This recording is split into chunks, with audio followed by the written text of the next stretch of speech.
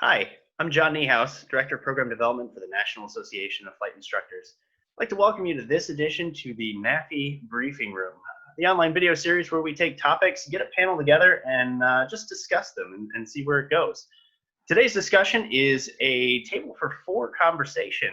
And what we've done here is we've collected the previous three NAFI board chairmen. I have current chairman Bob Mader. Hi. I have Chairman Emeritus Ken Hoffman. Hello. And I have Chairman Emeritus Phil Poynor. Hello. So really the point of this discussion is to kind of pull back the curtain on NAFI a little bit. Let's put some faces to the names, and I know you guys all have some pretty good stories, so we'll see where this takes us. So just as a sort of get to know you question, we'll go around the room and do just a real quick summary. And guys, I emphasize summary of your flight training experience. Bob, let's start with you. Oh my goodness. I'm probably the least experienced pilot of the group. I started flying relatively late in life, in '94. It was one of those things I'd always wanted to do, and started out like everybody else. Started out flying, believe it or not, they crammed me into a Cessna 152, and yes, we were in weight and balance. Had a small instructor. But started out in a 152 up at Stick and Rudder Flying Club in Waukegan, Illinois. Got my private. Probably the neatest thing is 3 days after I got my private certificate, went on a club trip to the Bahamas from Chicago. That was one of the highlights of my flying career. Then after moving to St. Louis, same progression as most other people. I got my instrument, wanted more challenge. My instructor, the late Rick Albrecht, encouraged me. Went on, became a commercial, got my commercial rating, commercial certificate, and then moved on to, one day I looked up and I was a multi-engine flight instructor. I don't know how that happened. I just kept going. And that's the very brief summary of how I became a CFI. Ken, what's your story? Well, I grew up across the street from a country airport back in Danville, Illinois. It was a dirt strip, a little bit of gravel here and there, a little bit of sod here and there. And this was in the 50s. And our airplane population there at the airport was Cubs and Champs and Taylor Crafts. Then the really nice airplanes were the Bonanzas and the Navions, and didn't have any twin-engine airplanes. And it was right across the cornfield from where we lived.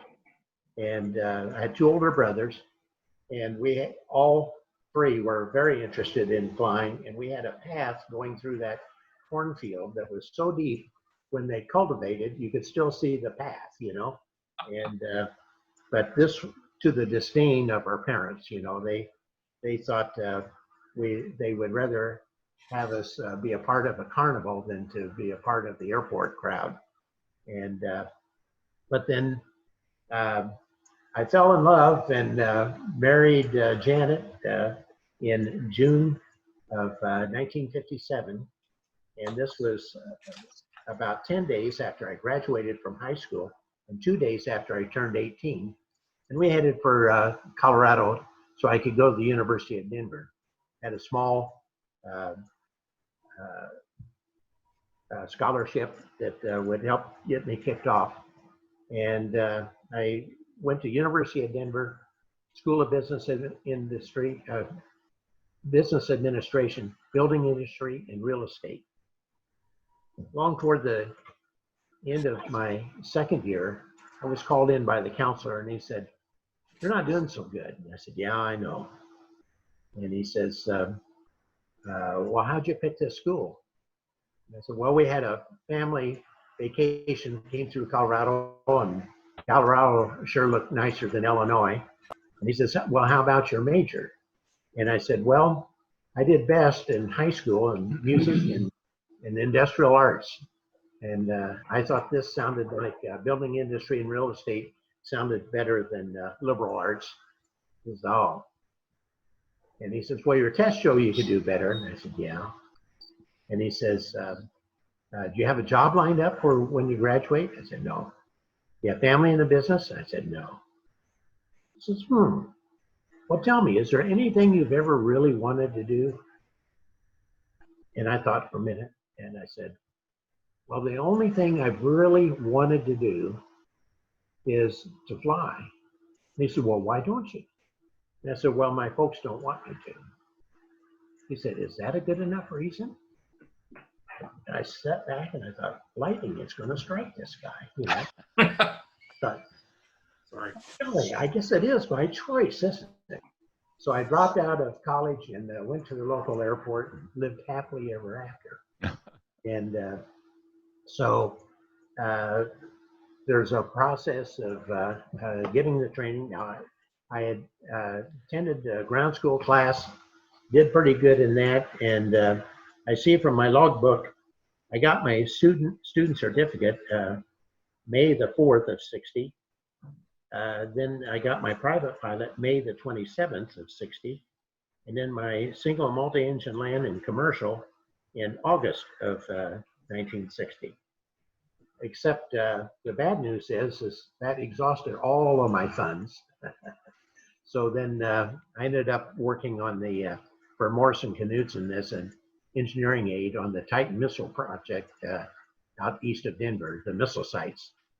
So finally I got my money together and I went to American Flyers in Fort Worth and got my instrument flight instructor and instrument ground instructor.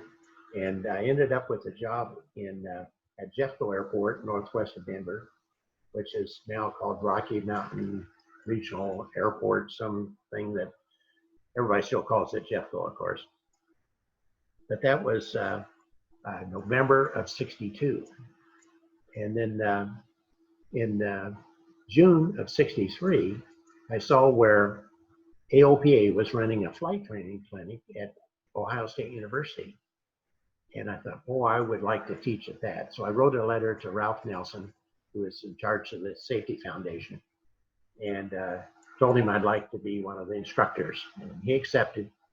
So we flew back in a Skyhawk, and I dropped off Janet and her son in Danville and went and taught at my first AOPA clinic.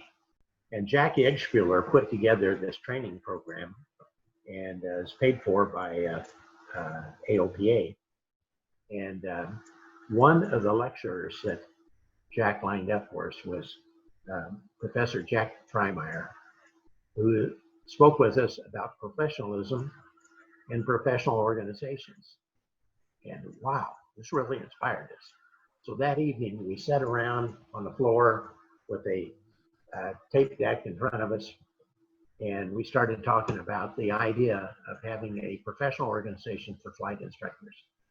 And we discussed some of the concepts. We didn't want it to be a union. We wanted it to be a true professional organization that was self-regulating and promoted the interest of the flight instructor, and thereby making a contribution to flight training. So that's how it started. And then as we were doing flight training clinics around the country, and which evolved into the FERC program, the Flight Instructor Refresher Course, we would get together and talk about this concept of an instructor organization. And finally, we had it all put together. Harry Riggs, an attorney out of Kentucky, and also one of our flight instructors, did the legal work, and we had it all together, and it was officially announced at a FERC in Las Vegas. And Jack invited the attendees of the FERC to join NAFI. And I believe the number was that he signed up 115 flight instructors.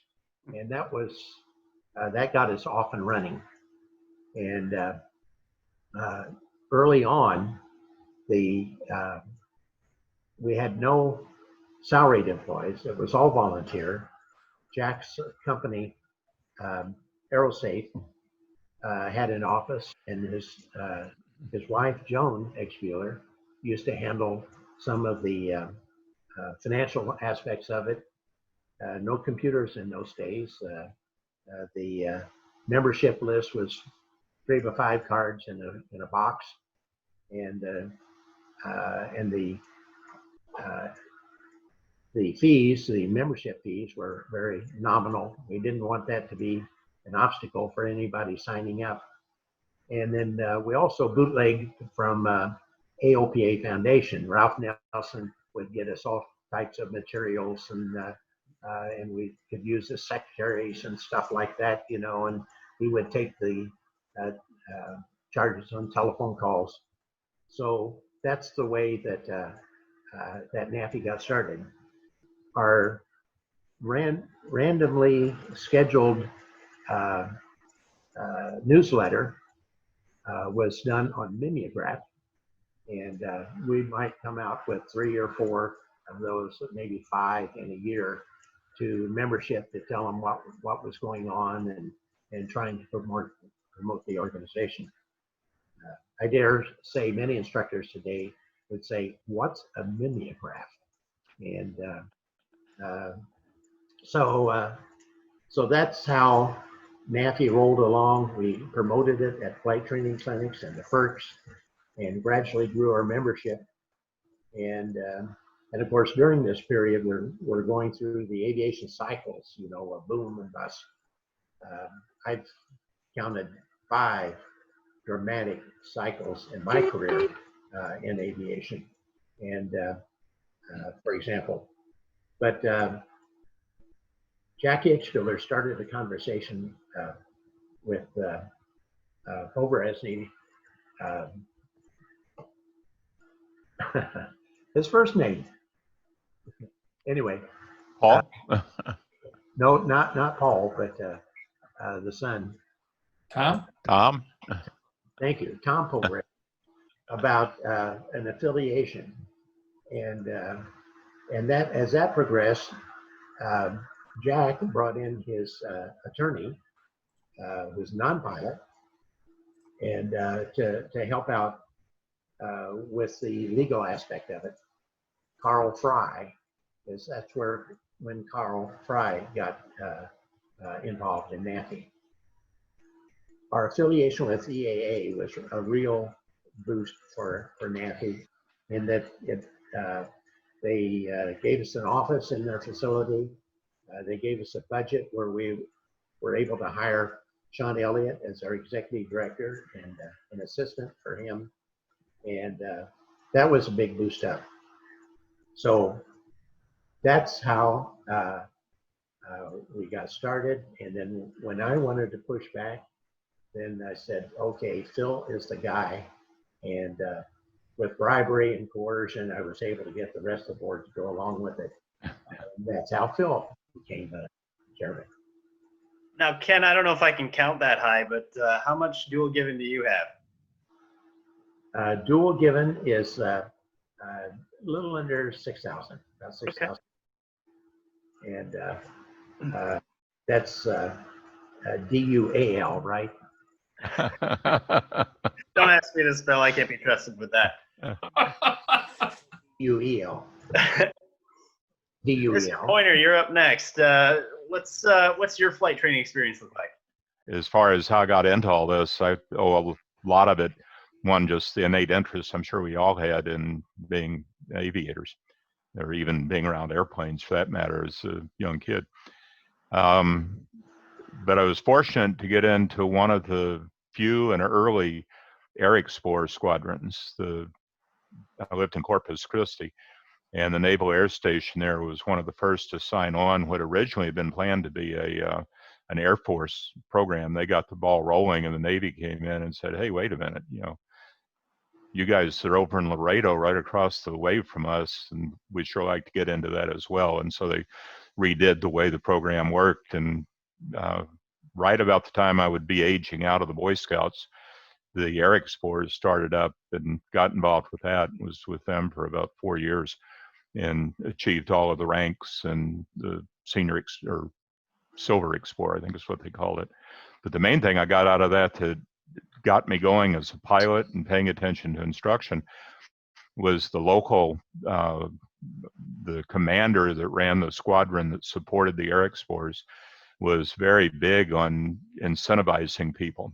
And he set up a series of things where if you did certain accomplishments, you'd get paid back, mostly in the form of flight time. And so I got to fly around in a whole bunch of the different Navy airplanes as a kid, the P-2V Neptune, the, oh goodness, the Tracker, I forget the number on it, but it was a 2-engine, had a big radar boom out the back. But the best one was when I made the senior, again, I don't remember the name of the, in the organizational structure, what it was called, but it was the top thing you could earn in the Air Explorers. And they incentivized it by giving you an orientation flight, one of the jets, and introduction to the Dilbert Dunker, and got to do that thing. And if you're not familiar, that's the Top Gun where they ride down the channel and then it locks the bottom and flips you upside down. And to go through that, you had to go through the physical and psychological training as well. So it was pretty interesting and pretty rich experience as a young kid being exposed to all this stuff. I had no money to even at that point consider being a pilot, and was going into engineering, and went out to California for a year majoring in engineering, and decided that the $20 I had left probably wasn't going to pay for the rest of the 4 years in college. So I came back to Texas, got into a college that was $50 a semester, not a unit, but a semester. So $50, and you go to Texas Tech for a semester. So I got all off doing radio and broadcasting and all that sort of thing. Very good at getting the grade point to descend. I think it was probably one of the best grade point descenders that you'd find at Texas Tech. I managed to get right side up just about when I hit the minimum altitude and came out the other side. Had a bunch of rich experiences. I worked on an aircraft carrier when I was in Northrop Institute out in California. Bonham Richard had come in for a major overhaul, and they wanted to do some electrical installations on it, so worked with that. But kept going back toward being interested in the flying side. Didn't have the money. Had committed actually after I finished a summer relief job at ABC Radio Network. I'd worked for them 2 years in Chicago and 1 year, or 2 summers in Chicago and 1 in New York, and planned to go up to the SI Newhouse School of, they didn't call it broadcasting, it was overall School of Communications. And at the last minute, it occurred to me I really hadn't interviewed for very many jobs. I knew what I wanted to do. I wanted to go do that. But I realized, I said, you probably ought to at least sample some of these other opportunities that had kind of read through the various materials that the placement office gave you to come up with a plan.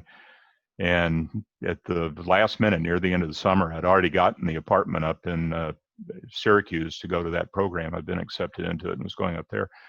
But at the very last minute, one of the letters I'd sent out of application early in the summer, I hadn't heard back from. And literally about a week before I was going, I'd already gotten my apartment up in Syracuse and was figuring out how to get a car so I could get up there. And I got a call from TWA if I was interested to come in and interview. And it was to be an industrial engineer. And that was what my degree was in industrial engineering.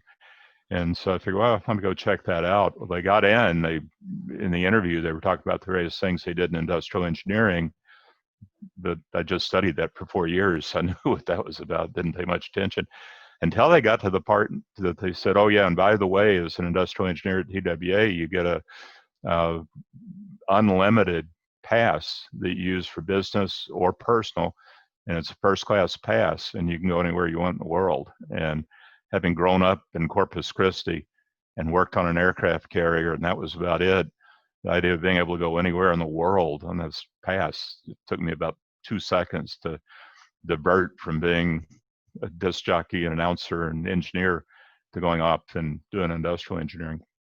And I was very fortunate at TWA, the people that I met. I worked in the industrial engineering and moved around a couple of times with that.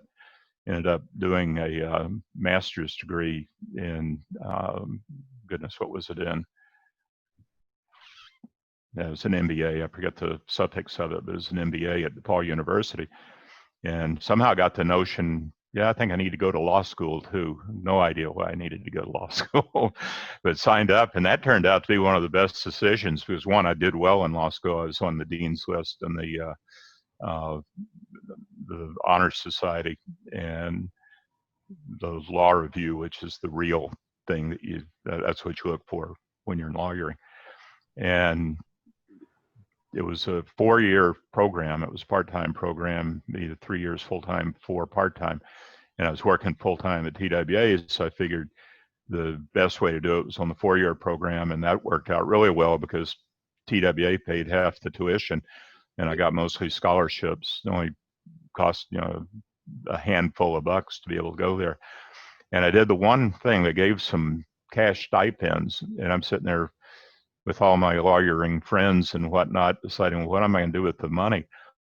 And I did the only logical thing I could think of to do, and that was go out and learn to fly. And my colleagues looked at that and said, are you nuts?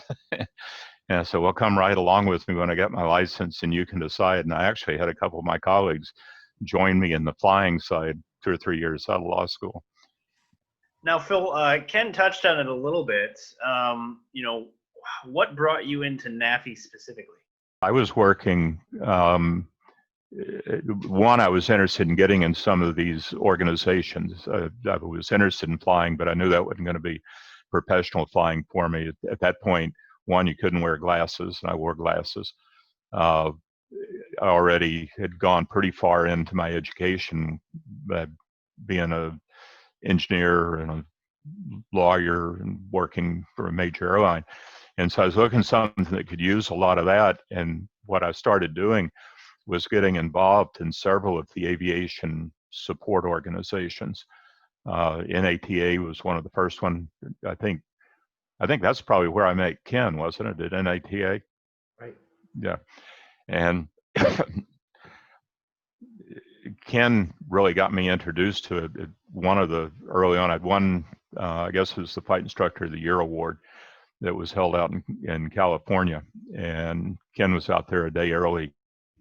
And he knows everybody, as you know, he's everybody. And he picked me up by the hand and walked me all around, all over the place before the actual convention opened the next day, and introduced me to a bunch of people beyond the 2 or 3 that I'd met at NATA.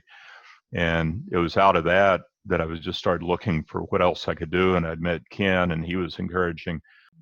The NATA led into the NAFI, and was there for a number of years as well. Now, Bob, we didn't get that side of the story from you. How did you get on the board, and what's the story there?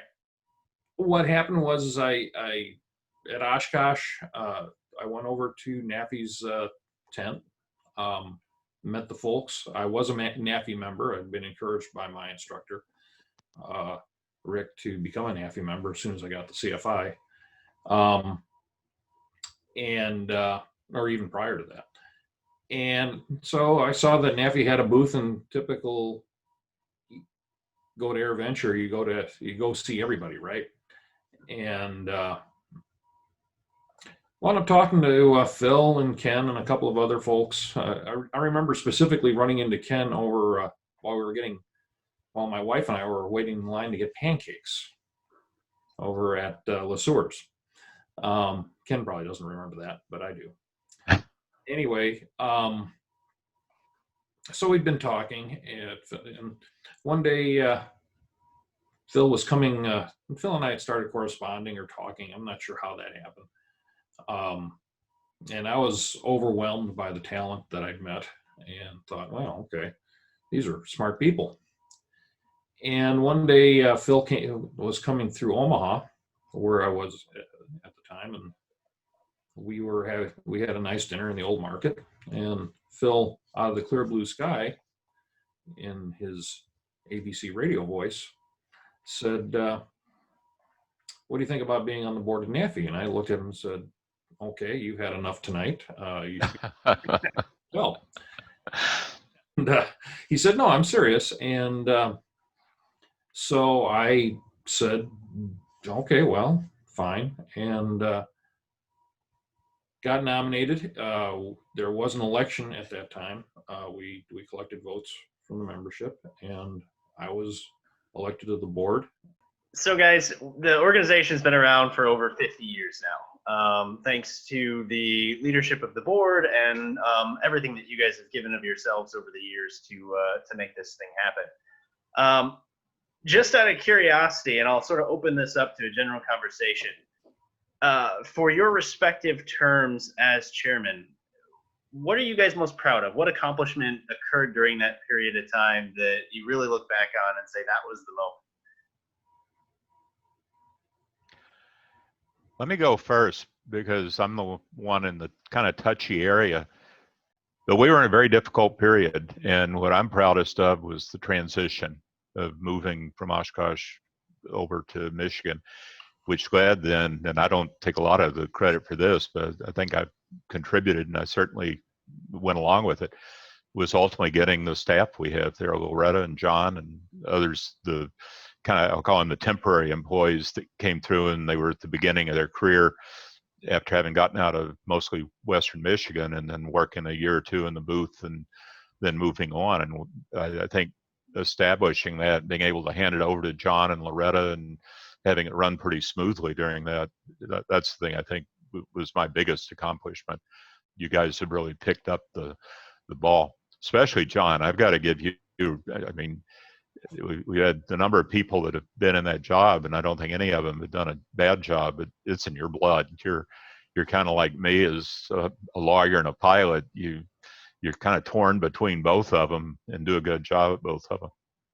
Thank you, sir. Mm-hmm. For myself, I think I'm proud of everything. I can't point to any one real specific thing. I'm very proud of the staff. I'm proud of the people we have on the board. We work as a team. We work very hard. I think right now what I'm proudest of is that our outreach is growing as an organization. Our membership has grown substantially over the past few years. We've put in place programs such as Mentor Live. We're very proud of that.